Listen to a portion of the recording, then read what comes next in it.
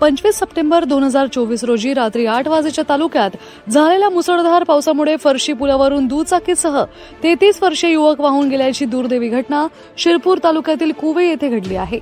मनोज यशवंत मराठे राहणारे कुवे तालुका शिरपूर हे पुराच्या पाण्यात वाहून गेलेल्या युवकाचे नाव आहे।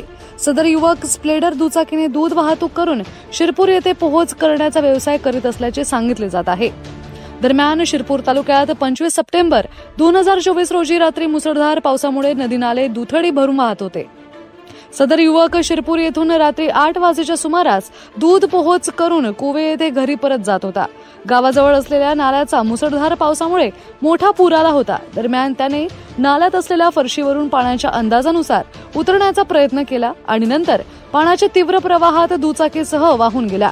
सकाळी घटनेची माहिती मिळताच आमदार काशीरामदादा पावरा, तहसीलदार महेंद्र माळी तसेच पोलीस निरीक्षक के पाटील यांनी घटनास्थळी भेट दिली।